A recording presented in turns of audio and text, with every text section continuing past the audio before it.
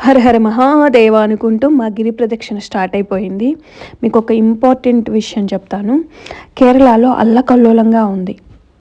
అదేంటి అంటే brain eating amoeba ఇంకా న్యూఫోసిస్. కేరళలోని నదుల్లోనూ చెరువుల్లోనూ ఈ వైరస్ ఎక్కువగా కనిపిస్తుందంట. ఇప్పుడు అయ్యప్ప స్వాములందరూ మాలలు వేసుకొని స్వామి దర్శనానికై శబరిమల వెళ్తున్నారు కదా.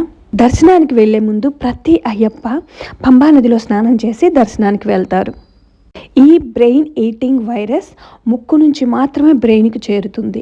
సో స్నానం చేసేటప్పుడు అయ్యప్పలందరూ ముక్కు గట్టిగా మూసుకొని మాత్రమే స్నానం చేయండి, ఎట్టి పరిస్థితుల్లో ముక్కుల్లోకి నీళ్లు పోకుండా. అదేవిధంగా వామ్ వాటర్ అనేది అన్ని చోట్ల అవైలబుల్ ఉంది. ఎక్కువగా వామ్ వాటర్ని మాత్రమే యూజ్ చేయండి. చేతులు బాగా శుభ్రంగా చేసుకున్నాక మాత్రమే ఏదైనా తినండి. కొంతమంది కేరళ ట్రిప్స్ వేస్తుంటారు కదా, ఈ టైంలో వెళ్ళకపోవటం అనేది చాలా మంచిది. మనం తీసుకునే చిన్ని జాగ్రత్తలే పెను ప్రమాదాలని తప్పిస్తాయి. అరుణాచలం వెళ్ళేటప్పుడు చక్కగా ఇంటి నుంచే ఇట్లా ఆవునే ఈ దీపాలు తీసుకెళ్ళాం. ప్రతి లింగాన్ని దర్శించుకునే కాడ ఇట్లా దీపం పెట్టి కర్పూరంతో హారతి ఇచ్చి లింగ దర్శనం చేసుకుంటే చాలా చాలా మంచిది.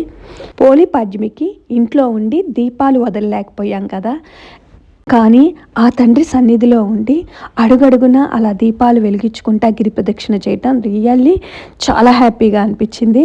ఇది వచ్చేటప్పటికి వెలగపండు తెలుసు కదా అందరికీ, పండినాక ఇలా ఉంటుంది. సేమ్ చింతపండు లాగా అనిపిస్తుంది పుల్లగా. శ్రీవారు అయితే దాంట్లోకి కారం వేయించుకొని తిన్నారు. నాకు స్వీట్ ఇష్టం కదా, చక్కగా బెల్లంతో వేసుకుంటే చాలా బాగుంటుంది. ఈవిడ దగ్గర బెల్లం లేక పంచదారతోనే వేసి ఇచ్చింది.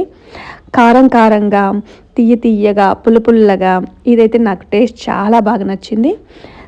ఇది ఇమ్యూనిటీ బూస్టర్ అంట. విపరీతంగా సి విటమిన్ ఉంటుంది ఇందులో. పంటి కింద ఆ విత్తనాలు పడతా నిజంగా చాలా అంటే చాలా బాగుంది.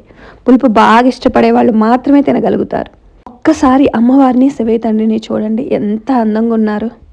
మోక్ష మార్గం దాకా వచ్చేటప్పటికి కాళ్ళు విపరీతంగా గుంజేస్తుంటాయి. కాస్త కాళ్ళు నొక్కుకొని మళ్ళీ బయలుదేరుతాం. చివరగా ఈశాన్యలింగం. ఇలా ఫైనల్గా స్వామికి హారతి ఇచ్చేసి అక్కడి నుంచి స్టార్ట్ అయ్యాము. ఇక్కడ నుంచి ఇంకా 3 కిలోమీటర్స్ ఉంటుంది మెయిన్ రాజగోపురం చేరటానికి. ఎవ్రీ మంత్ వస్తున్నాం కదా, ఫస్ట్ 1 or 2 months చాలా పెయిన్స్ అనిపించినాయి. ఇప్పుడు అలవాటైపోయిందో ఏమో కానీ పెయిన్స్ అంత ఎక్కువగా అయితే ఉండలేదు. కానీ ఇక్కడ నుంచి అయితే సినిమా కనిపించింది. ఎందుకంటారా, రోడ్డునంతా ఇక్కడ నుంచి ఒక 1.5 kilometers దాకా చెక్కారు. అంతా చిప్స్ కాళ్ళ కింద పడతా భలే పెయిన్ కనిపించింది. కానీ హర హర మహాదేవ ఓం నమ శివాయ అనుకుంటా చక్కగా ఆ దూరాన్ని దాటేశాము. Thanks for watching.